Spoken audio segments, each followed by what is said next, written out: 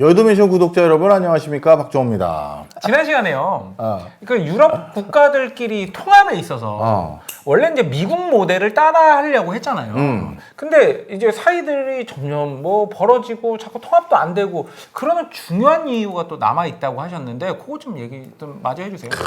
또 얘기를 할게. 네. 일단 미국은 그래도 주 정부가 할 수 있는 권한이 있지만 국가 차원에서 연방 전체가 관장하는 일이라는 게 분명히 있단 말이야. 그렇죠. 그게 미국의 시스템이야. 근데 유럽은 그걸 완비한 게 아니라 일단 각자 나라시고요. 우리가 한 단계 한 단계 걸어가야 되지 않겠습니까? 언젠가는 미국처럼 우리 유럽이 한 나라이고 지금 나라 역할을 하는 게 주같이 바뀔 건데 그 과정의 여정이니 지금은 통화만 일단 당일 통화 쓰시고요. 중앙은행은 이제 하나입니다. 각자 이제 뭐 기준금리 결정하실 권한은 없고요. 환율 결정하실 수 있는 권한 없어요. 그런데 저희가 만약에 사태를 대비해서 EU 전체 예산은 GDP의 1%씩 가져가서 급할 때 돈 써서 지원해 드릴 건데 돈이 좀 없긴 하지만 하여튼 지원해 드릴 건데 이렇게 된 거잖아. 여기서부터 이제 모든 맥락이 미국처럼 작동하지 않는 이유가 있어. 그래서 첫 번째, 네가 예를 들어 미국 시민으로 유타주에 딱 있어. 근데 유타 경제가 뭔가 이상 기후 현상으로 더더욱 척박해졌어. 그래서 넌 도저히 유타주에서 이제 더 이상 변호사로 활동하기가 쉽지가 않아. 그럼 너 어떻게 할까? 다른 주로 가겠죠. 정답이에요. 정답이에요. 만약에 실제 네가 유타주 변호사였다면 다른 주로 만약에 간다면 넌 어딜 선호하니? 저는 뭐 캘리포니아나 뉴욕 같은데 뭐 이유는? 잘 사니까. 그렇지. 네. 그게 정답이지. 네. 기회의 땅으로 가야지. 그렇죠. 큰 시장으로 가야죠. 그래서 너는 주저없이 뉴욕주나 캘리포니아 주로 갈 거야. 근데 여기서 딱 하나 난관이 있어. 미국은 변호사 시험이 주별로 있잖아. 그러니 캘리포니아나 뉴욕에서 변호사로 활동하기 위해서는 그쪽 주의 법에 대해서 네가 패스를 해야 된단 말이야.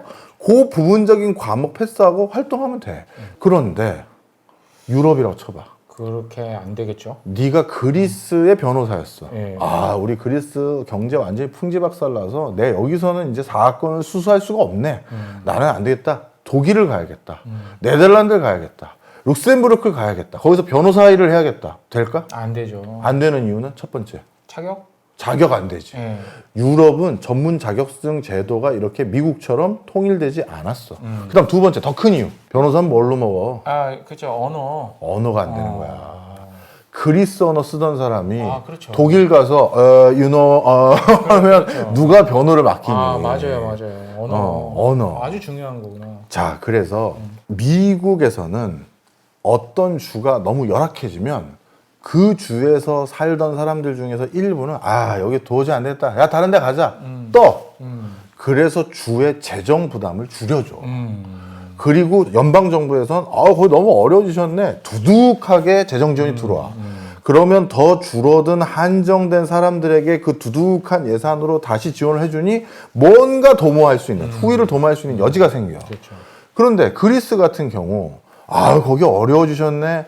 지원 찔끔. 해주고. 그리고 그리스 사람들 중에 일부가 잠깐이라도 다른 지역에 가야 남은 농작물, 남은 산업 거점 이런 걸 통해서 조금이라도 재정 투여가 일부 사람에게 한정되게 많이 들어갈 텐데 갈 수가 없어. 왜? 아니 우리가 무슨 한 나라에 제가 거기 가서 말도 안 통하는데 무슨 일을 어떻게 하라는 겁니까? 이렇게 되는 거야. 그리고 아주 플루언트하게 유럽은 아버지는 스페인이고 어머니는 그리스이고 이럴 수가 있으니까 어머니가 마침 그쪽이라서 저는 갈 수 있어요. 뭐 처가 쪽이니까 연고도 있고요. 그래서 갔다고 쳐봐. 갔다고 쳐도 생기는 문제가 하나 또 있어. 국가마다 미국과 달리 유럽은 복지제도가 하늘과 땅 차이거든. 내가 그리스에서 있었을 땐 그렇죠. 의료보험 혜택이 이게 아니었는데 특히 뭐 북유럽 같은데. 그렇지. 북유럽에서도 우리 북유럽이 원래 복지 천국에서 내가 그건 좋지만 경제가 너무 어려워져서 내가 남유럽에 가서 관광업에 좀 종사해서 가이드해서 먹고 살아야겠다 했더니 뭐 이렇게 병원에서 되는 게 없고 그렇죠. 노후는 보증해 주는 것도 없고 이렇게 돼버리는 거야. 그래서 이 사회 펀더멘탈 이거에 대한 통일감이 없기 때문에 그 무서움도 있어서 나가질 못해. 근데 미국은 조지아주에 있건 아니면 뭐 어디에 있을까? 뭐 네브라스카에 네브라스카에 있건 사우스 다코타에 있던 연방에서 제공해주는 어떤 펀더멘탈은 있고 그렇죠. 그 위에 약간의 차이가 있거든. 여기는 좋은 대학병원이 많고 적고 그래도 그 균등값이라는 게 꽤 있단 말이야. 그렇죠. 근데 유럽은 그게 없어. 우리 남유럽 복지국가 들어봤어? 없어. 없어. 그러다 보니까 다른 국가에 가서 이쪽 경제가 어려워졌기 때문에 거기서 답을 찾는 그 원활한 이동이라는 게 생각보다 미국처럼 일어나질 않는 거야. 그리고 너무 어느 쪽이 열악해지고 그쪽에 야 요즘은 뭐 그리스에 그 의사가 없다며 거기 가서 개업한다면 줍줍한다며 그럼 그것 때문에 의사들이 또 몰려가서 그렇죠. 거기 의료 혜택이 올라가야 될 거 아니야. 그렇죠. 그렇게 다른 데 넘어질 못해. 왜? 그리스는 내가 그리스 말도 못하고 그렇죠. 뭐 이렇게 되니까 보이지 않는 손이 작동을 안 하는 거야. 안 하지. 그래서 미국은 점점 그 상위했던 주들이 경제적 컨디션들이 비슷비슷하게 다 수렴이 돼갔지만 수렴하면서 우상향이 했지만 그렇죠. 유럽은 계속 벌어지면서 뭐 이게 어떻게 돼가는 거야? 막 이렇게 되는 통합이 안 이유가 이 근원적인 이런 이유가 있어. 그 다음에 두 번째 바로 환율이야. 예를 들어서 유로화라는 환율은 도대체 어느 장단의 환율을 맞춰야 되는 거야? 경제가 어려워진 국가의 환율을 맞춰줘야 되는 거야? 경제가 그렇죠. 좋아진 국가에 맞춰줘야 되는 거야? 지난 시간에도 잠깐 언급해 주셨는데. 그렇지. 그렇죠. 그러다 보니까 이것들 때문에라도 많은 국가들이 뭔가 자기 입맛에 맞는 그런 통화 정책, 금리 정책을 결정할 수가 없게 된 거야. 그러니 적기에 이 상황을 반전시킬 수 있는 요소도 없어진 거지. 이 두 가지가 일단 가장 큰 유럽의 지금 문제 중에 하나고, 그럼에도 불구하고 이 환율에 대해서 아니다. 그렇게 단순하게 생각하시면 안 된다라고 주장하는 사람들이 뭐였냐면, 예전에 유럽이 각각 다른 나라 통화였을 때 있잖아. 독일은 네, 마르크, 프랑스는 프랑, 그 다음에 스위스는 프랑. 스위스 프랑 이렇게 이 각각 다른 나라 통화를 쓰다 보니까 우리 각각 유럽의 여러 국가들의 밸류 체인을 구성할 때 한 3-4개의 화폐가 막 걸리는 거야. 그렇죠. 뭐 이탈리아에서 포도를 사와가지고 뭐 예를 들어서 뭐 어디 중간지에 사서 뭐 가공하고 그렇지. 뭐 그 다시 국경을 어떻게 넘나 들을 텐데. 그럴 때마다 막 환율이 계속 적용되고 바뀌니까 그것 때문에 자유로운 교육이 줄어들었다. 그래서 유럽 전반의 경제가 더 빨리 규모감 있게 커지지 못했었는데 그걸 단일 통화를 쓰니까 이제 모두가 그 환차익, 환차손에 대한 리스크가 줄어들어서 사이즈가 더 커질 거다. 그러면 아무리 낙후된 국가라도 사이즈가 커지니까 뭔가 과실 나눠 먹을 거 아니냐. 낙수 효과가 있어서. 근데 그게 생각보다 안 일어났어. 그건 왜 그럴까 살펴봤더니 이미 기업들이 환차손, 환차익을 방지하기 위해서 대비를 하고 있었어요. 다른 곳에다가 뭐 생산 공장을 만든다거나. 야, 또 내가 오늘 빼먹을 것 같았었는데 너 진짜 중요한 얘기를 했다. 네, 야. 제가 또 이런 활동이 있다니까요. 그러니까 어떻게 보면 너는 경제학 원론은 수업을 안 듣고 강론을 다 들은 것 같아. 아니 경제 원론은 또 어이없게 들었어요. 또. 정말 어려운 네. 개념은 네가 딱 집어내네. 자, 설명을 할게. 일단 그거 전에 하나 얘기할게. 어떻게 되느냐. 환차익, 환차손을 막을 수 있는 제일 쉬운 방법은 금융상품을 사는 거야. 미리 선물, 해칭을 하는 거지. 선물을 사서 어느 환율대로 내가 그냥 거래 금액이 들어올 수밖에 없게끔 그냥 환율을 내가 고정시켜버리는 거야. 그런데 점점 전 세계 교역이라는 게 발달되기 시작하면서 이 환차손, 환차익을 방지하기 위한 회사들이 많아졌고 그러다 보니까 국제적인 금융회사들이 환차손, 환차익을 방지하기 위한 고도화된 상품들을 너도 나도 출시하게 됐어. 그리고 그런 많은 상품들이 나오면서 선의의 경쟁이 있었겠지. 금융회사들끼리. 네. 그러니까 수수료 단가도 싸졌겠지. 그래서 단일 화폐로 바꾸기 전에도 생각보다 환차익, 환차손에 대한 비중이 높지 않았었고 그걸 하기 위해서 수수료 내는 것도 비중이 크지 않았던 거야. 그러니 단일 통화를 써서 뭔가 진짜 빅뱅이 일어날 거다? 그런 일은 안 생겼던 거야. 그다음 우리 조피디가 말해줬던 더 중요한 문제야. 옛날에는 그 환차손을 방지하기 위한 방법론 중에 하나가 현지에 공장을 짓는 거거든. 그렇죠. 현지에서 생산해서 현지에서 팔면 환차손이라는 게 안 일어난단 말이야. 그렇게 벌어놓은 돈 그 나라에 시중은행에 쟁여놨다가 환율 좋을 때 그때 입금 받으면 돼. 그러니 그 나라에서 공장 짓고 그 나라에서 팔고 그냥 그 나라 은행에 저축해 놓고 있어. 내가 환율 꺾여서 환차익 많이 볼 때까지 기다렸다 그때 걷어 가져갈게. 이렇게 하면 된단 말이야. 그러니 옛날에 각 국가마다 다른 통화를 썼을 때는 독일 기업이 그리스에서도 장사하기 위해서, 스페인에서도 장사하기 위해서, 또 포르투갈에서도 장사하기 위해서, 또 환차손도 방지하기 위해서 각각의 공장을 꽤 지어줬었다고. 그런데 이제 단일 통화에 썼네?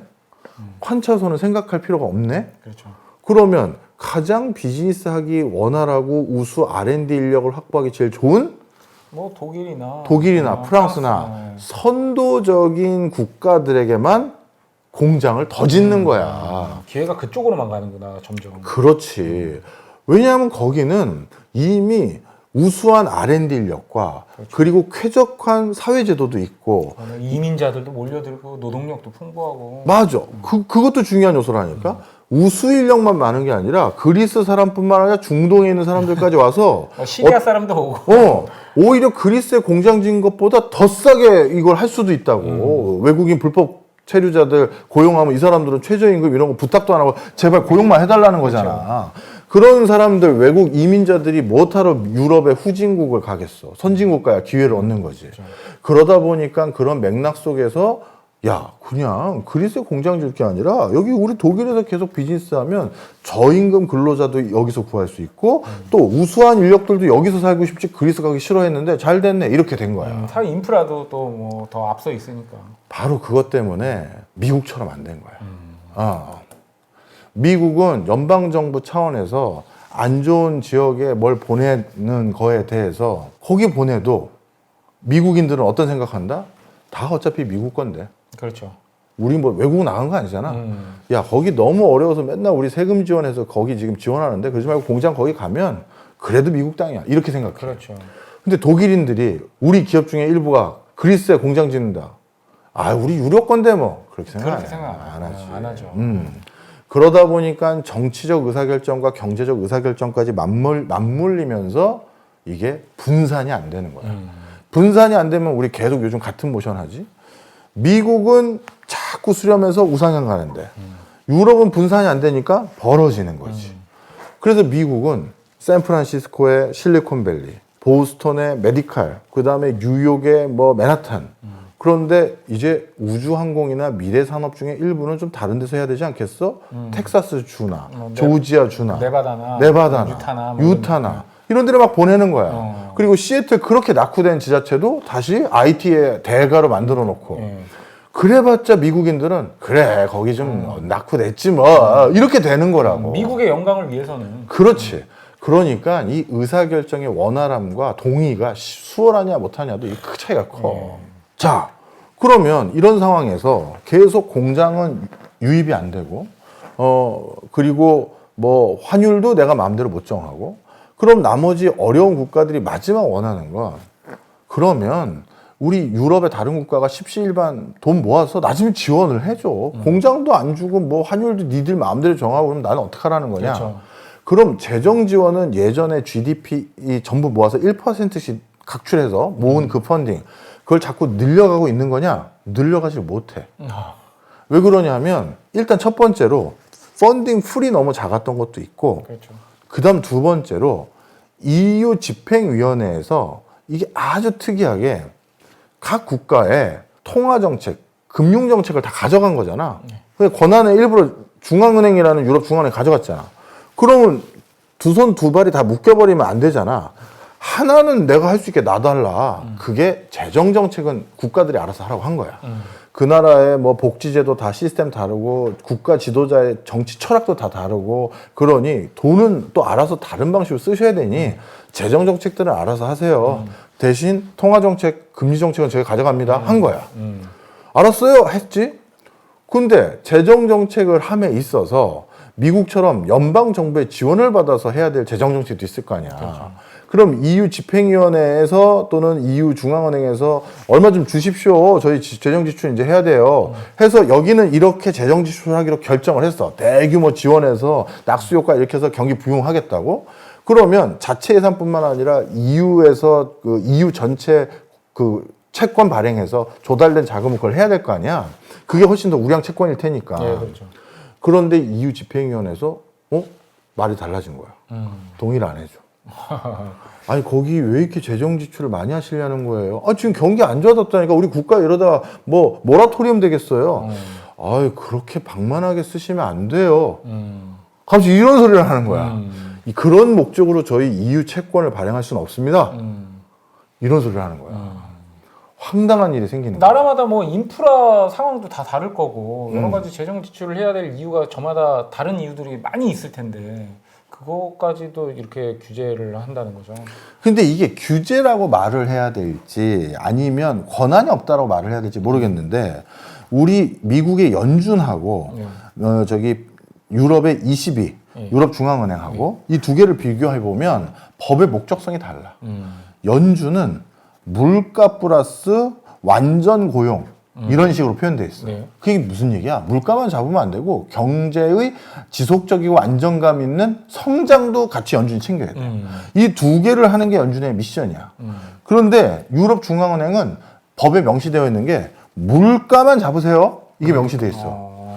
근데 물가만 잡으라고 하고 유럽채 발행할 수 있는 권한은 이 EU 본부들이 가지고 있고 그런데 예를 들어서 저기 그리스나 뭐 포르투갈이나 아일랜드나 이런 데서 돈 좀 빌리러 오면 얘 입장에선 EU 중앙은행 입장에선 물가 잡아야 되는 목표만 있지 경기 지원하는 목표가 없잖아. 그렇죠.